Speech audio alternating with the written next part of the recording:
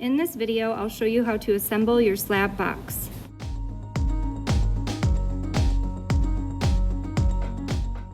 To begin, you'll choose the slabs that are nicest for the sides of your box, since these will be the most visible.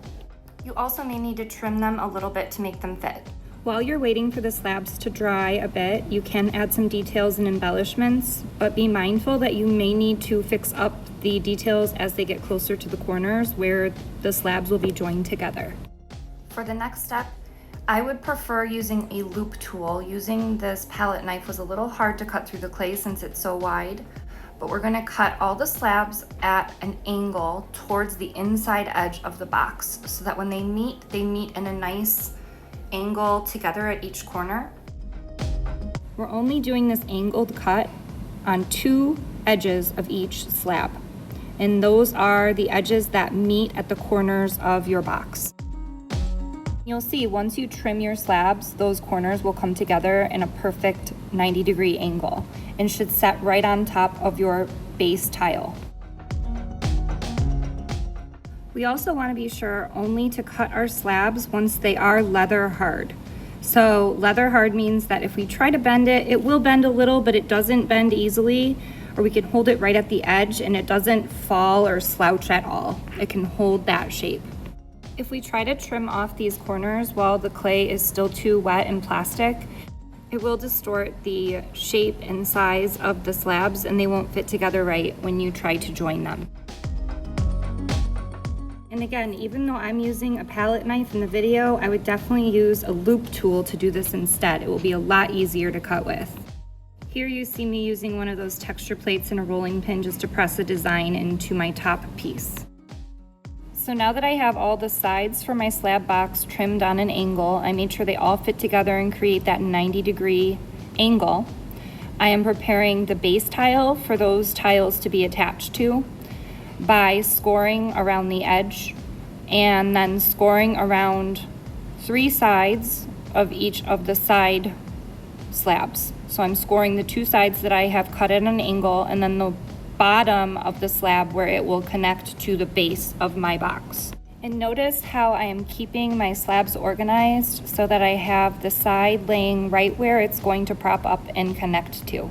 And that way I can also look and make sure if it's too wide, I can trim it before I get too far, and make sure that it's the right size and in the right place for attaching. This way I won't make any mistakes when I go to connect all of my pieces together. So now that I have everything scored where it's going to connect, I am gently applying slip to 2 sides because I'm going to work on 2 sides kind of at the same time. So I'm putting slip on the bottom tile and then slip on one of the edges that's going to connect at the corner. And this is the reason we want to make sure that we have all the pieces scored and slipped and ready to go before we start assembling. So I already have my first slab wiggled and pressed into place, and now I'm taking my second slab and joining them at the corner. So having those 2 pieces together gives it strength and keeps it from just falling off and falling apart. Now I was rushing when I was assembling this, but you may notice that the slab on the left is a little too wide for the base. And I wish I would have trimmed it before I started assembling everything because it gave me a lot of trouble when I was trying to finish the box. So you'll notice after I've finished putting slip on all of the joints and seams that are going to be connected together, and I go to put that slab on the base, it is hanging off by about 1/4 of an inch. And at this point, I should have pulled it right off and trimmed it shorter and then re-scored it and re-slipped it. And it would have saved me a lot of time and trouble when I went to finish this later.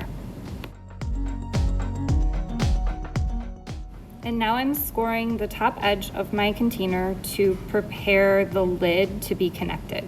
So I'm scoring that top edge of each side and then the inside edge of the lid.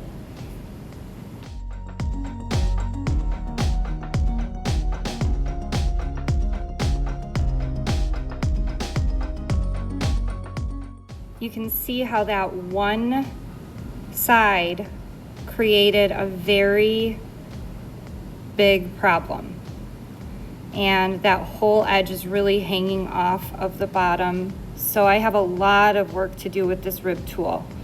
If you avoid that problem by trimming your pieces and making sure they fit before you score and slip everything, you will not need to do as much work as I'm having to do. I basically have to take that rib tool and shave off any of the excess that's hanging over, and I really had to work on this a lot.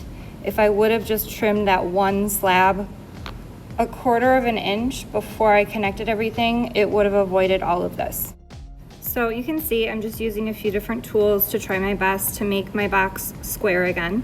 Fortunately, my designs weren't too complicated, so I'm able to just press them easily back in. But if you have complicated designs, be extra careful to make sure that everything is fitting together before you score and slip and attach it. And then you will not have to go through this process.